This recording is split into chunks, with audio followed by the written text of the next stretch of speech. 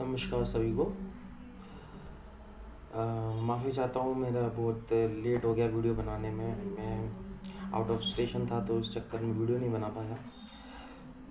तो जो मेरा लास्ट जो मैंने एंड किया था वीडियो, वो एंड किया था कि टीएनसीपी के ऊपर बात होगी कि टीएनसीपी क्या है। और देखिए, ऐसे तो अगर आप यूट्यूब करेंगे तो बहुत नॉलेज है उसके बारे में, सब कुछ है। लेकिन मैंने ये सोचा कि मैं अपना जो भी मुझे पता है इसके बारे में वो पूरा मैं आपको इस बारे में बताऊं कि टीएनसीपी है क्या। ये मान लीजिए, अगर कोई ब्रोकर या कोई इंसान अगर इस लाइन में उतरा है बिज़नेस करने के लिए, या वो मतलब ये मान के चलिए ये ग्राउंड है, बिल्कुल रूट है, ये पता होना बहुत ज़रूरी है।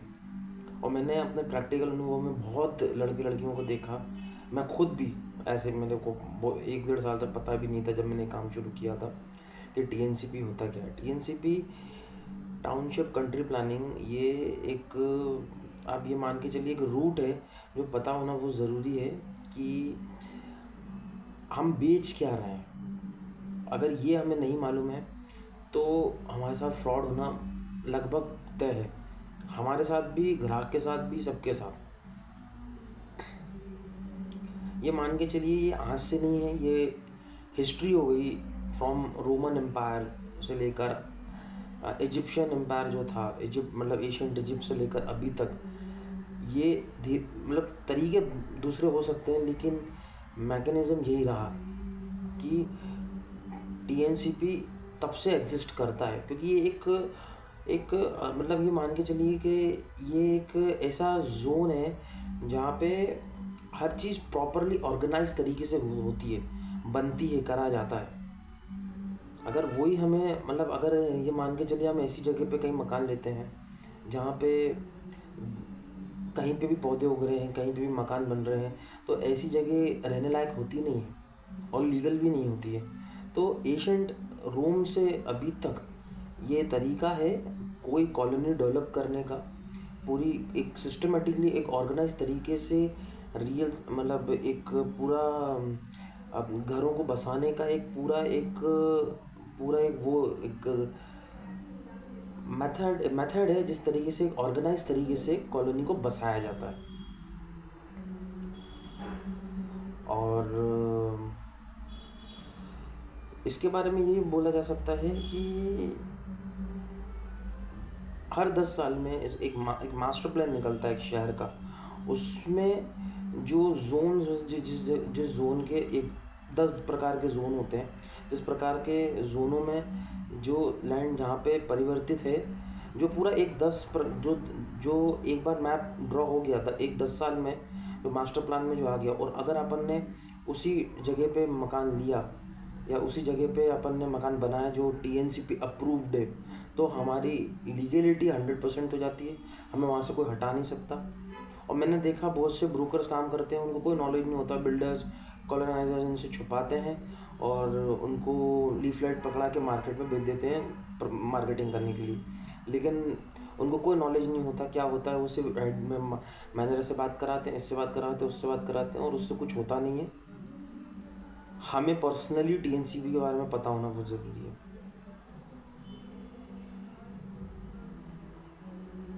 और टीएनसीपी के बारे में पता होगा, इट मीन्स आपने पहला स्टेप रियल स्टेट में रख दिया। इसके लिए नगर निगम से एक मास्टर प्लान का नक्शा भी निकलता है, वो भी हम निकाल सकते हैं। कौन सी चीज़ कहाँ पे किस चीज़ के लिए बनी है, ये पूरा शहर का जो नॉलेज होता है ना, वो नॉलेज पूरा इस नक्शे में होता है। जब कोई कॉलोनी बनती है तो उसका कुछ हिस्सा ईडब्ल्यूएस के लिए, कुछ हिस्सा मॉर्गेज होता है जो गवर्नमेंट कर लेती पहले ही, ताकि अगर बिल्डर कभी भाग गया या बिल्डर ने फ्रॉड किया तो उस ज़मीन को बेच के बाकी का बाद में हिसाब किताब होता है। 60% लैंड यूज़ होता है, और जो बाकी का जो इसका जो ईडब्ल्यूएस या मॉर्गेज में जो लैंड चले गया है उसकी कीमत प्लॉट्स में ऐड करके वसूला जाता है ग्राहक से, बिल्डर द्वारा, कॉलोनाइजर द्वारा। और इसके बारे में यही है कि आप नेट पे ऑलरेडी डाला हुआ है टाउनशिप कंट्री प्लानिंग क्या है। ये एक मैंने बता दिया है, एक तरीके का मास्टर प्लान है ये एक पूरा मतलब ये हमें कभी भी डाइवर्जन के बारे में मैं अगले वीडियो में बताऊंगा। डाइवर्जित प्लॉट मतलब टीएनसीपी पे सारे गवर्नमेंट बैंक्स लोन करते हैं। आप इसे समझ जाइए, अगर एसबीआई बैंक लोन करता है टीएनसीपी पे तो वो जेन्युइन प्रोजेक्ट है। तो इस पे आप हाथ डालिए। और अगर इंसान कोई बहुत ज़्यादा ही इन्वेस्टमेंट कर रहा है तो वो नगर निगम से नक्शा लाके किसी के भी द्वारा, जो कोई भी ब्रोकर या कोई भी वकील के द्वारा देख के वो पता लगाया जा सकता है कि वो भूमि किस जोन में आती है। एंड इसके बारे में और मैं आपको क्या बता सकता हूँ,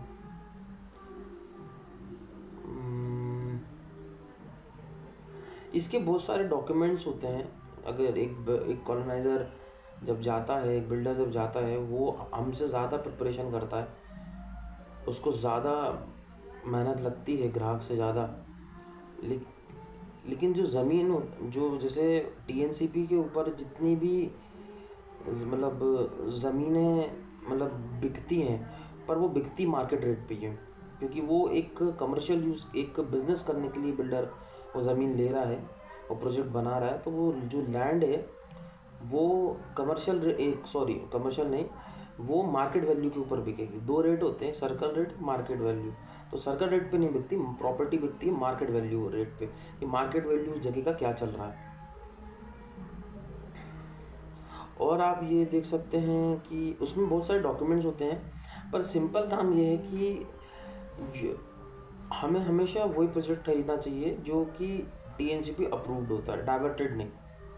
क्योंकि अगर डाइवर्टेड होगा तो कल को गवर्नमेंट शायद आपकी ज़मीन अधिग्रहण कर ले या आपकी ज़मीन ले ले आपसे, और नॉन डाइवर्टेड पे तो आपके ऊपर ही कार्रवाई हो जाती है।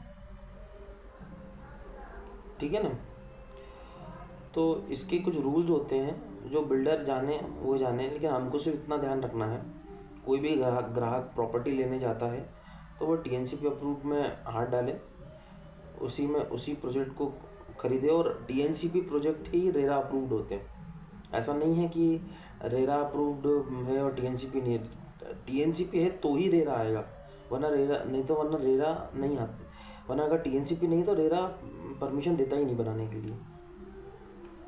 रेरा तभी मिलेगा जब टीएनसीपी है, और ये ज़रूरी भी है। आप खुद सोचिए, आप ऐसे जगह पे मकान ले रहे हैं जहाँ पे कहीं पे भी पेड़ उग रहे हैं, कहीं पे भी कुछ भी घर बन रहा है, तो ऐसे जगह पे क्या कोई मकान लेगा या कोई कैसे रहेगा। एक ऑर्गेनाइज तरीके से, एक प्रोफेशनल तरीके से अगर एक कॉलोनी कट रही है और उसमें बाकायदा सारे एमिनिटीज़ दी जाती हैं, उन एमिनिटीज़ के भी अपने रूल्स एंड रेगुलेशंस होते हैं कि अगर स्विमिंग पूल बना रहा है तो उसका क्या है, अगर रोड बना रहा है तो इधर वृक्षारोपण करना है, एकदम सेंटर में कितने फीट की रोड बनेगी, 20 फीट की बनेगी, 40 फीट की बनेगी, एक गार्डन एरिया क्या दिया गया है, वहाँ पे इलेक्ट्रिसिटी, वहाँ पे मीटर लगाने, वहाँ पे सब स्टेशन की ज़रूरत तो नहीं है, वहाँ पे लाइन मतलब कैसे इलेक्ट्रिसिटी के मतलब खंभे किधर होंगे, कैसे क्या पूरा जो भी लेखा जोखा होता है वो टीएनसीपी अप्रूव प्रोजेक्ट में होता है। और हाँ, आपको ये हमेशा कॉस्टली मिलेगा। टीएनसीपी अप्रूव प्रोजेक्ट में हमेशा रेट, जैसे फॉर एग्जांपल अगर मैं कोई प्लॉट बेच रहा हूँ 2000 के रेट से या 2100 के रेट से, अगर वो टीएनसीपी अप्रूव्ड है तो वो 2600 के रेट से बिकेगा, 2700 के रेट से बिकेगा। और लोग क्या करते हैं, डाइवर्टेड माल को ज़्यादा खरीदते हैं कि नहीं यार सस्ता मिल रहा है ले लो, लेकिन वो इसके डिसएडवांटेजेस नहीं जानते। और हर किसी को रियल एस्टेट का नॉलेज होता नहीं। मैंने देखा इस लाइन में बड़े बड़े पीएचडी होल्डर आते हैं, बहुत बड़े बड़े खलीफे आते हैं, लेकिन उनको कुछ नॉलेज नहीं होता रियल एस्टेट का। होंगे कहीं के प्रोफेसर होंगे, कहीं के कुछ आईआईटी से होंगे, लेकिन जब रियल एस्टेट की बात करते हैं ना तो कद्दू नहीं मालूम होता उनको। तो यही मैं कहना चाह रहा हूँ कि कभी भी पहले मतलब टीएनसीपी के बारे में मेरे को जितना पता था मैंने बता दिया कि बहुत प्राचीन समय से ये चीज़ है। इस पे बहुत लोगों ने विरोध भी किया हुआ है, आप जाके पढ़ सकते हैं, कहीं पे भी इंटरनेट पे पढ़ सकते हैं, इंटरनेट पे है नॉलेज इस बारे में। मैं भी बता देता हूँ कि आप पढ़ सकते हैं कि इसके खिलाफ बहुत वो भी हुए हैं, क्या कहते हैं, इसको कॉन्ट्राडिक्ट भी बहुत किया गया है कि ये नहीं होना चाहिए। पर जहाँ तक मेरा पर्सनल पॉइंट ऑफ व्यू है कि ये होना चाहिए, क्योंकि यही एक पूरे शहर को एक सही सीमित और सही तरक्की से आगे बढ़ाता है। कोई भी शहर हो, आप लंदन देख लो, फ्रांस देख लो, अमेरिका देख लो, न्यूयॉर्क देख लो, कोई भी शहर हो, वो एक ऑर्गेनाइज तरीके से ही आगे बढ़ता है। तो वो एक टीएनसीपी का होना मेरे हिसाब से सही है। उसके जो डॉक्यूमेंट्स लगते हैं वो मेरे ख्याल से एक कंज्यूमर को या एक बायर को शायद पढ़ने की ज़रूरत इतनी नहीं है। आप कोई भी लॉयर कर सकते हैं, आप कोई भी ब्रोकर कर सकते हैं। वो जितना भी जो भी उसमें जो भी डॉक्यूमेंट्स लगते हैं, एफिडेविट हो गया या B2 फॉर्म हो गया, या जो भी इसके जो भी डॉक्यूमेंट्स चाहिए टीएनसीपी प्रोजेक्ट के लिए, ये इतनी होमवर्क हमें करने की ज़रूरत नहीं है। हमें सिर्फ इतना जानना है कि ये प्रोजेक्ट टीएनसीपी है कि नहीं। अगर टीएनसीपी है तो यस, हम उसमें पैसा डालेंगे। टीएनसीपी नहीं है, डाइवर्टेड है, तो हम थोड़ा हाथ पीछे खींच लेंगे। और नॉन डाइवर्टेड है तो बिल्कुल ज़िंदगी में कभी वो प्रॉपर्टी खरीदना ही नहीं है। और आपको अगर मतलब कहीं अगर मेरी बात पर डाउट आए तो अपने नगर निगम कार्यालय आप जा सकते हैं, राजस्व विभाग जा सकते हैं। वहाँ जाके देखिए कितने लोग कैसी कैसी प्रॉब्लम्स लेके आते हैं। ये तो मेरा प्रैक्टिकल अनुभव है, ये कोई इंटरनेट पे नहीं है। ये कि आप जाइए और देखिए कैसे कैसे लोगों के साथ फ्रॉड्स होते हैं, कैसे कैसे लोगों के साथ स्कैम्स होते हैं। और बेचारे वहाँ जाके या तो बेहोश हो जाएंगे या तो बिल्कुल दिल का दौरा पड़ जाएगा उनको, कि लाखों करोड़ों के फ्रॉड लोगों के साथ हो जाते हैं। सिर्फ यही जानकारी नहीं होती। और उन लड़कों के साथ भी यही होता है जो उनको लीफलेट पकड़ा देते हैं और वो डाइवर्टेड या नॉन डाइवर्टेड प्लॉट्स बेचते फिरते हैं। बिल्डरों के लिए तो आसान हो जाता है क्योंकि 2 नंबर में पैसा मिलता है डाइवर्टेड में। लेकिन टीएनसीपी प्रोजेक्ट में, जिसमें गवर्नमेंट बैंक आपको लोन दे रही है, आप एक प्रॉपरली आप कहीं निवेश कर रहे हो या प्रॉपर्टी खरीद रहे हो, तो उसमें सारा काम ट्रांसपेरेंसी से होता है। उसमें ऐसा नहीं होता कि कोई भी ज़मीन कुछ भी दिखा के बेच दी, पता चला बाद में क्या निकली और गवर्नमेंट ने आपके खिलाफ कार्रवाई कर दी। डाइवर्टेड होता क्या है, एक चेंजिंग लैंड यूज़ होता है। उसके बारे में नेक्स्ट वीडियो में बात करेंगे। लेकिन टीएनसीपी के बारे में मेरे को जितना पता था मैंने बता दिया, जितना मैंने रिसर्च किया था, जो भी मेरे को 4-5 साल से पता था। इसमें बातें कुछ ऐसी भी हैं जो मैंने यूट्यूब से या इधर उधर से भी सुनी, और कुछ बातें ऐसी भी हैं जो मेरे प्रैक्टिकल अनुभव है, जो मैंने कहीं से सुनी, जो मैं देखी कि भैया कैसे लड़का लड़कियों को बेवकूफ़ बनाते हैं, सेल्स बॉय बना के भेज देते हैं, और उनके साथ क्या होता है। भाई आपका कुछ नहीं, बिल्डर ना आपका कमीशन देगा ना वो उस आदमी का पैसा लौटाएगा। बहुत से रातों रात भागने वाले बिल्डर्स होते हैं, स्कैमस्टर्स होते हैं। तो इन सब से हमको बचना चाहिए। और मेरे हिसाब से कभी भी आप प्रॉपर्टी लें तो एक ब्रोकर के थ्रू ही लें, क्योंकि वो ब्रोकर उस फील्ड में स्पेशलाइज्ड होता है आपको मकान या प्रॉपर्टी दिलाने में, या कृषि भूमि भी क्यों ना हो वो भी दिलाने में। आप 2 पैसा ब्रोकर का बचाते हो, लेकिन आपको ये नहीं मालूम है कि आप पूरा 100% पैसा भी रिस्क में डाल देते हो। या तो आप फिर इतने पुराने चावल होने चाहिए कि भैया हाँ मेरे को सब पता है, मैं कर सकता हूँ, हाँ ठीक है करिए आप। लेकिन थोड़ा सा इंसान पैसा बचाने के चक्कर में आदमी ब्रोकर से गलत बात कर जाता है, या ब्रोकर को पैसे नहीं देता है, या ब्रोकर के थ्रू नहीं जाता, डायरेक्ट पहुंच जाता। तो भैया आप अगर डायरेक्ट बिल्डर से बढ़ोगे और उसने देख लिया, वो 1 सेकंड में जांच लेगा कि आपको कुछ नहीं आता, तो आप ऐसे पहले जाओगे कि आपको कुछ अंदाज़ा नहीं होगा। अपनी आंखों से देखा है, ऑफिसेज में, नगर निगम के ऑफिसेज में देखा है, हर जगह देखा है खूब। मैंने 4-5 साल में यही देखा हुआ है, यही बता रहा हूँ, है ना। तो इस बारे में आप किसी लॉयर को या किसी ब्रोकर को हायर करिए कभी भी कोई भी प्रॉपर्टी लेते हैं, भले 10 लाख की क्यों ना ले, लेकिन हमेशा लें तो टीएनसीपी पे लें, TNCP approve RERA approve projects पे लें। डाइवर्टेड या नॉन डाइवर्टेड पे कभी ना जाए। कुछ भी बोल के पकड़ा देंगे और कुछ भी निकलेगा, और आपको फिर बाद में इसका अंजाम भुगतना पड़ेगा। मेरे को जितना टीएनसीपी के बारे में पता था मैंने बता दिया कि भैया बहुत लॉन्ग समय से है। और इसमें आप ये जान लीजिए कि इसमें आप अगर देखा जाए टीएनसीपी में, इसको लेने में काफ़ी मतलब टाइम लग जाता है। 1-1.5 साल लग जाता है कॉलोनाइज़र को, एक बिल्डर को एक टाइम लग जाता है लेने में। कभी कभी तो 3-3 साल लग जाते हैं, क्योंकि इसमें बहुत सारे डॉक्यूमेंट्स लगते हैं। बहुत एक लंबा एक लॉन्ग प्रोसीजर होता है।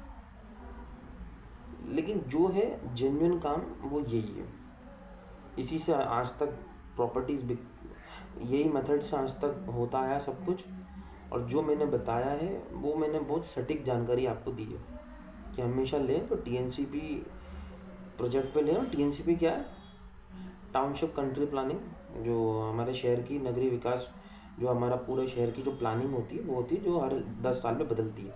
10 साल में अगर 10 साल एक नक्शा 10 साल के लिए पास हो गया तो वो जो चीज़ जहाँ पे है वो वहीं रहेगी, और जो गलत बना दिया तो वो अवैध हो जाएगा। फिर जो अगर टाउनशिप कंट्री प्लानिंग बनी तो समझ लो सरकार बाद में अधिग्रहण कर लेगी उसको। तो एक पूरा एक ये मैप होता है। इस मैप की और डिटेल में जानकारी के लिए आप इंटरनेट पे जाइए, उधर और भी यूट्यूबर्स हैं, उनके माध्यम से आप डिटेल में देख लीजिए जोनिंग क्या होता है इसमें, वो आपको बता देंगे।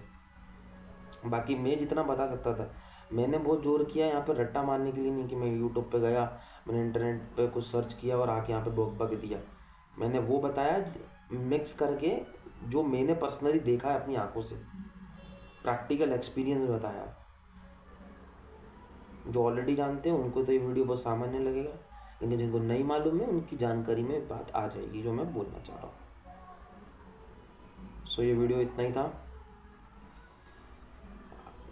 अगर मेरी वीडियो आपको अच्छी लगती है तो लाइक कीजिए, सब्सक्राइब कीजिए, फैलाइए इस वीडियो को जितना हो सकता है फैलाइए। लाइक और सब्सक्राइब तो बात की चीज़ है, सबसे ज़्यादा फैलाइए। जितने लोगों को पता चलेगा उनमें से बाई चांस 10 में से कोई एक भी अगर कोई ऐसा आदमी होगा जिसको नहीं पता होगा तो ये वीडियो देख के समझ जाएगा क्या करना है क्या नहीं करना है, या जो इस लाइन में उतर रहे हैं उनको भी समझ में आ जाएगा कि सबसे पहले हमें टीएनसीपी पढ़ना है। टीएनसीपी नहीं आता है तो कुछ भी नहीं आता है, कुछ भी नहीं है, टाइम पास कर रहा है, 5-6 महीने करेगा फिर फील्ड चेंज करके बैठ जाएगा घर पे जाके, है ना। तो इस वीडियो में इतना ही, धन्यवाद।